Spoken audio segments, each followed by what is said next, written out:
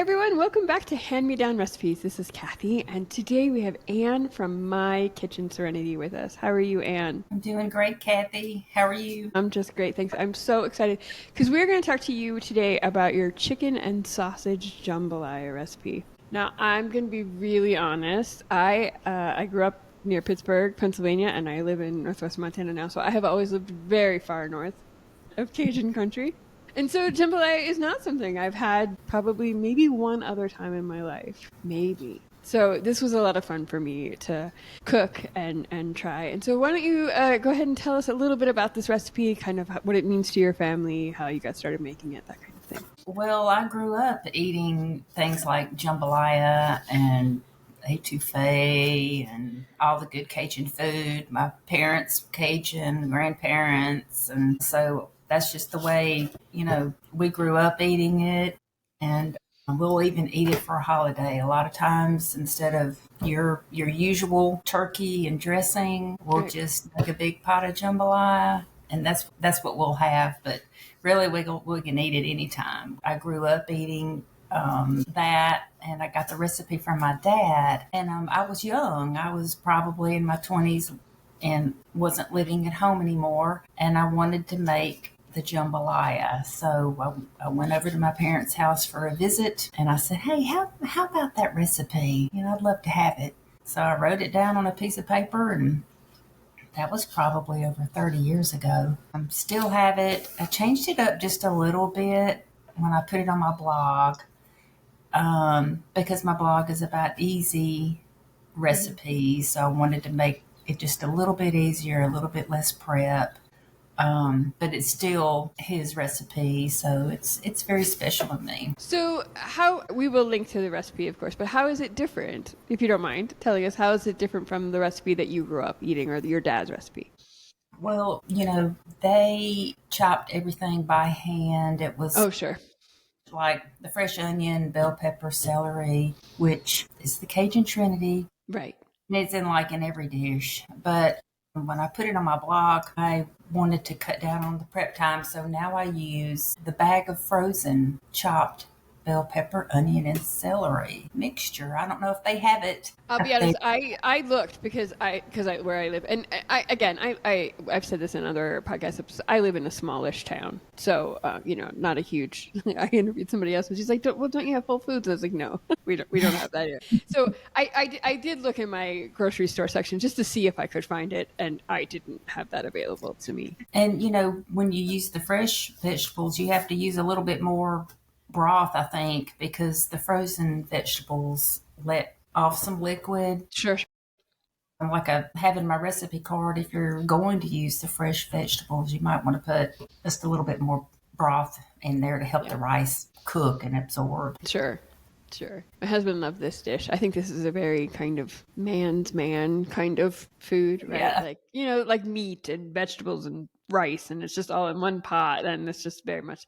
So I think, yeah, and it is really tasty. I grew up eating a lot of kind of Italian sausage in terms of flavored, in terms of like spicy sausage, certainly. So andouille and chorizo, well, I have used them in my life. Not a ton, honestly. So it was fun for me to experiment because I would normally, like, if I'm eating a recipe that calls for sausage, I will just normally just pick Italian sausage because that's what I'm most familiar with, from cooking. So it Mhm. was fun for me and for anyone else who might be interested. Do you have a particular brand of sausage that you like, or do you just use whatever? Typically like to use either an andouille, Hmm. any brand is fine. There's also a brand called Kaneka, I and don't know that it's one, so okay. really, I think it's made in Alabama, but it's really spicy and smoky. It's got a mesquite kind of flavor to it. And so it's I really like that one's really my favorite. Oh, that's wonderful. So there is a Montana company that makes all different kinds of sausages and is sold in my local stores. It's not local. I mean, they're a few hundred miles from me, but they happen to make all different kinds of sausages, including andouille and chorizo. So I was able to buy Hmm. the local sausage who made it. It was great. I do wonder in my mind like how authentic it would be. So it'll be interesting for me someday to try something that's a little more But it was very tasty, so that's a fun thing to know. So you grew up eating this, yes, because you said it was your dad's recipe. And was it kind of something that his family made, or is it? Well, you said it's kind of a Cajun thing. Yes, and everybody's jambalaya is different. In some way, it might have a little different flavor, use a different kind of meat, different kind of sausage, different kind of seasonings. Some people like it milder. Some people like it very, very spicy. I growing up, my dad and my brothers hunted, so it was not unusual to have, they would go dove hunting, bring the doves home. My mom would just automatically make a jambalaya, throw them in the pot, make a jambalaya out of it. But you can use any kind of meat. If you use shrimp, people use crawfish, Oh, sure, sure. or I prefer the chicken thighs because they don't dry out as much. Oh, sure, that makes sense because they are a little fattier. Yeah, that makes sense. And some people will use, sometimes when my mom would make it, she would use bone in chicken. She would just throw the legs, Oh, thighs. and just pick it out. Yeah. So anything goes really. Right, which is always the best food, I think, and I mean this with like the utmost respect and reverence. Is this that it's kind of peasant food, right? You just use what you have, and I don't Exactly. mean that as any sort of derogatory way. Because I absolutely grew up eating food like this, so I think that's the best kind of food. It's the making use of what is available to you in whatever way you can. And we have this society now where obviously boneless makes things easier, right? I mean, it makes it easier. You don't have to pick it out. You don't have to cut it out if you don't feel like cooking it with it. But the bones also give us a lot of flavor, and we forget. And the skin. Yeah, yeah, In the skin. yep, yeah. We still have this very much. Everything has to be low calorie and fatless, but it's just flavorless. So yeah, okay, great. And you said you guys would eat this. So you would eat this any time of year? You said you would eat it at holidays, but you would eat it in the summer just as much as you would eat it in winter. Yeah. Yeah. Any time of the year. We don't need a special occasion, but sometimes we make a special occasion, out of it. Right, right. So this is like a weeknight meal as well as like Thanksgiving. That's very fun. Because it really doesn't take that long to put together or cook. So it's not like you're in the kitchen for hours putting it together. So we love easy recipes. Right. Well, and okay, because I am in Montana and I have this, I'm sure it's true that you are much hotter in temperature than I am, right? Like, so for me, like the last thing you want to do is when it's really hot is spend a lot of time slaving over a stove because it's too hot. Right. Well, that's when you crank the AC down. Right. so, so because I get so few hot days where I live, like maybe we might get to at the most 3 weeks a year that are like over 90 degrees. We actually don't even have air conditioning. We just suffer through. At my house, that's not true for everyone, but I have an older house that didn't come with air conditioning and we just haven't put one in, right? So every year we're like, maybe this is the year, and then we don't. So the idea for me is just always like, I don't want to sleep over it. But yeah, of course, if you have air conditioning, it's not as big of a deal. That's really great. But when I was eating this, because I did make it for us, and I was thinking, and it was a cooler day, just for whatever, it was rainy and cooler and whatever. It wasn't like a hot summer day. And I thought, for me, I would enjoy this a lot on a cold day, because it would just be warming and comforting. Yeah, yeah. Very much. And you said some people make it spicier. So is it that they use hot peppers kind of in it, or? Yeah, you can, or your favorite Cajun seasoning, or like my dad would just use cayenne pepper. Oof. Shake it in, shake it in, shake it in. Yeah. Or he would have some jalapenos on the side. So he'd take a bite of jambalaya and then take a bite of raw jalapeno. Wow. And he liked it really, really hot. So it can be adjusted to, your heat level, and the sausage too. Right, sure. Mild, medium, spicy. I think that we kind of like it in the middle. Not At your too, house, yeah. Just not too hot, not too mild. Right. I'm definitely a medium spice kind of girl.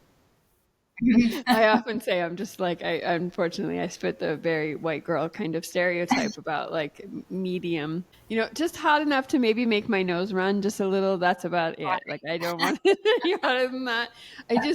I don't enjoy it. It gets too hot. I can't. Yeah. My husband, on the other hand, would take it hotter if I made it hotter, but he doesn't complain about it being medium. Really, so. Well, to to me, it's a medium heat. Sometimes I would take it to an office party or some Oh, sort of get together. I would hear people say, it's just too spicy for me. And I'm like, what? I mean, I can't even hardly taste any. I made it mild. But it's so funny, how different taste people, different levels of heat. and that's true for everything. I think we need to remember when we're making recipes that when it says season to taste, it says that because we all have different levels of what we like. And that's true just as much with just plain old salt and pepper as it is with something hotter. Like we all have different taste buds and we just have to season appropriately. That's right. Season to taste. I love Right. it. Yeah, because someone had left a comment on my blog recently about it was a candy recipe where I used herbs to make a kind of a licorice flavored tea, and she was like the flavor wasn't strong enough, whereas for me it was like incredibly strong, but for her it wasn't. So you have to learn to kind of adapt recipes, and this would be a great recipe to do that because it is really pretty easy to make. You don't have to be like a super experienced cook. Mm-mm. And if you can't find the frozen, so you have to do some chopping. Nowadays, you can buy so much pre-chopped, Right. in the produce section. So it really isn't that difficult. Yeah, there might be some time, but even the cooking of it, the majority of the time is just letting the rice cook, which is hands-on. Right. Right. That's what I Now, love about it too. the thing I was thinking about this when you mentioned about taking it to work. So do you make it in a crock pot or like a slow cooker to take to like a potluck kind of thing? Or I might would not from start to finish. I might cook it on my stove first and then put it in the crock pot to keep it warm. But I've right, never tried to cook it from start to finish in the crock pot. right. Good idea. I hadn't thought about it until you mentioned taking it to work, and I was like, "Oh, I bet this would be a really good potluck kind of dish." But to keep it warm, of course, if you don't have like the little serving trays or whatever. So Right. because it is really hearty, and you could just easily at a potluck, when you've got all the options, just a small spoonful would be really fun, kind of thing. That is really great. Do you have any? So for someone who might be like a new cook or not very experienced, do you have any like tips or tricks for them for this recipe? I think, just like with any rice recipe, of course I think that long grain rice is the best rice to use Right. for a one pot dish like this. I don't know if a jasmine rice or balsamic, or I don't even know if brown rice would really act the same. So I would say stick with your long grain rice because you want the rice to be firm and not mushy or Right. sticky. Don't lift the lid. Ah, that's such a hard trick. Yeah, it's such a good trick. It's even for me because I'm a fuss. I like to fuss with my pots, and so to not lift the lid is yeah. You really have to train yourself to do that. You just have to leave it alone. And it's really important to brown the chicken and the sausage first to get kind of just a nice, almost like a crisp or a crust, to seal everything in real good without cooking it first. So that can be, you don't want to completely cook the chicken before because it's got to cook for 30 to 40 minutes. So that to me was always getting the timing right to where the chicken and the sausage were good and seared, but not cooked through. And Right. that's why chicken thighs are great because you can't hardly mess them up. Right. Whereas, like when you were mentioning the dove, you easily could with a wild game kind of Or thing, yeah, easily overcook. Yeah. yeah, or even chicken breasts. Right. My dad used his recipe called for chicken breast. So I didn't learn until years later. Hey, I like the thighs better. We're just gonna use thighs from now on. There you go. I actually quite prefer the thigh too. Whenever, like, if we get a whole chicken, I prefer to eat the thighs. So, which Oh, is we fine do because too. my husband We doesn't. do too. Yeah, he prefers the breast. I prefer the thighs. It works great that way. Hmm. Wonderful. And I think we forget that sometimes we just have to experiment and find what we like best. And so, and like you said, if you really want to try something different, you easily could. The shrimp. I hadn't thought about putting shrimp in there, but I would quite like that because I do really like shrimp. So that would be really quite tasty. And you would definitely want to add the shrimp towards the end. Right, because they wouldn't take any time to cook at all. Yeah, yeah. Yeah, I Right. made that mistake once, put them in at the beginning, and it tastes like rubber. Rubber. Yeah. Yeah, they do. They cook really quick and then they are just rubber after a while if you let them cook too long. That's a good tip that not to forget. That is really great.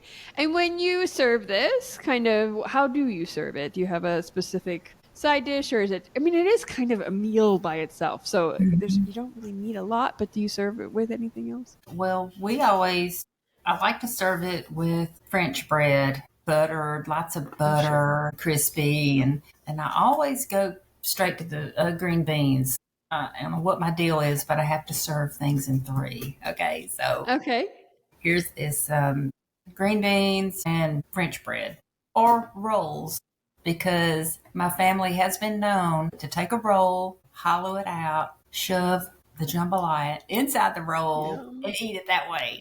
My husband would love It's good that. too. Yeah, that's a good tip. Yeah, and I quite like green beans too, so I hadn't thought about that, but that would be really good. I quite like green beans, so for me, that would be a tasty side dish. I will say that we just ate it in a bowl by itself because that was enough for us.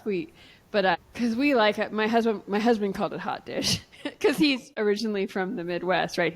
He grew up in Minnesota and North Dakota before moving to Montana. So anything that's cooked like all together is a hot dish. It doesn't. Hot dish. Yeah, it's just hot dish. So that's kind of what he called it, and I was like, well, not really, but it is, and so we just kind of always eat that just in a bowl by itself, and we're quite happy. And the I'm just leftovers were quite good too. I found that the leftovers were quite good. And so, how do you just heat up the leftovers, which is all we did? We just kind of heated them up and ate them again. But is that how you do it too? Yep, that's exactly how I do it. I just in the microwave, Yeah. just zap it just a little bit, and it just brings it right back to life, and probably taste a little bit better the next day. Yeah, I'm going to tell you that's how my husband, he thought it was even better the next day. Probably, I tend to think that anything that's really highly seasoned, if you can let it sit for a little while and then reheat it, the seasonings have a better chance to kind of marry and the flavor gets better. And something happens to starchy food. I have read that there's like a scientific thing that starches become a little more resistant or something if we let them cool and then reheat them. And so rice is actually more nutritious if you let it cool and then reheat it. So, all that, it's all really good. And so we quite like that. And it is something that you could probably almost do, in steps if you really wanted to. I'm thinking you could like brown the meat like before you go to work or something and then come home and finish the rest. Yeah. Totally. We had everybody over. We have a little farmhouse on some land out in the country. So we had the family over for Thanksgiving, and I knew I'd be cooking for a lot of people. Yeah. So that's exactly what I did. The day Oh, before, I browned, the meats. So the next day, all I had to do was throw everything in the pot and just cook it. It was nice. that is such a good idea. That's a really good tip because we all need to find, in this world where we're all like working and hustling and doing everything else, find a shortcut where you can. And that's a great shortcut. Do it before work and then come home and do the rest. And plus, it's nice. You even have the cleanup mostly done then. That's, Right. anytime I, shortcut the cleanup, I'm in heaven. So, I'm trying to cook and clean at the same time. yeah. And I am better at that, as over the years, I've gotten very much better. I'm a cleaner cook, certainly, than when I first started. And then I'm also just much better at cleaning as I go. And that's just, for anyone who's new, that's just a skill that just takes time to learn. You just have to practice and learn. Like when you first start, you always grab the bowl that's too small. And then you have to dump it into the larger bowl. All of that is just a process. You'll get better, but the only way to get better is to keep going. Wonderful. Do you have anything else you'd love to tell us about this recipe? Or Cajun cooking in general, even? Because you're my first Cajun guest. Well, I have a lot of family recipes, grandparents and aunts, and my dad was a great cook too. So, and I have some of those other recipes on my blog too. But it's just, and I have recently went over to my mom's. She's 92. Oh, bless her heart. I know she's something else, and I saw a recipe box, her recipe box on the counter. And I said, do you mind if I take that recipe box home and just flip through it and look through it and, for inspiration and all. And I brought this little recipe box home. Wow, it's been really, really fun going through it. And there's so many recipes in there. I'm excited. I'm just excited to try. But, some of them are really old and there's Yeah. not a lot of instructions, Yes. you know. Yeah. As those recipes tend to be, I have some recipe cards that were my grandmother's and they're just, It's like, yeah. what are you talking about? Because women of that generation just knew how to do things. They didn't need to be, things didn't need to be exact or told. And I think it's actually a lesson for all of us. Sometimes we get really hung up on like exact measurements about stuff. Most of the time, you don't need to be that exact. It'll turn out. Don't worry about it. Right. But Right. that's really wonderful. I hope so much that you should start a whole project photographing those recipe cards and making the recipes and just doing it. How wonderful. That would be a fun project. I do hope you'll share them. I'll be following. So, because what a wonderful thing to just have that treasure. I have one of my grandmother's cookbooks, and some of it's like by Meta Givens, and I'm not remembering the full title of the book, but it's like in some of the recipes it has her handwriting, right? Or she'll have crossed something out that she didn't like or whatever. And it's just like, it's such a treasure to me. I hold it so dear to my heart. And so what a wonderful thing for you to have. Yeah, it is. It is. I've called this my treasure box because Oh my gosh. what it is. Yeah, I would love to see, I would love to watch a whole video of you just looking through it and talking about it. Like, that would warm my heart because I'm really so into it. And I'm like, so what a treasure. Well, tell everybody where they can find you online so they can be looking for that. My blog is mykitchenserenity.com. And I have a Facebook page. It's under My Kitchen Serenity. Pinterest is the same. I'm not really into YouTube, but I'm thinking about getting into YouTube. Yeah, I know. It's hard. Don't worry. I get it. There's only so many hours in the day and you're already doing a lot. Yeah. Yes. So, but that's where people can find me. And, I get a lot of comments. I get a lot of emails. People have questions. And I'm so happy to talk to people from all over the United States. It just really makes me happy to hear people's thoughts, and they've got tips and tricks too that they share with me. Oh, I know. I think I love when someone takes my recipes and they make it their own and then they come back and comment on the blog and they'll be like, hey, I did this and this was better for me for whatever reason. I love that. So I dislike when someone's like, I changed everything and it didn't turn out. Well, I can't help that. But when you say to me I had somebody who took a cookie recipe and she's like, I used one more egg because I didn't want it to be so cakey. I wanted it, whatever she wanted, and I really appreciated what she did and what she told me and why she did it. And I was like, oh, that's a great change. Mm-hmm. Like, go you. I love that. And I think that, because I want to know I'm always interested in food and I want to know how other people are doing things. I think about it all the time. I know, me too. Me too. Well, thank you so much for coming here today, and we really appreciate it. And we'll link to everything in the show notes for everyone who needs to find it. Thank you so much. Hey, I enjoyed it.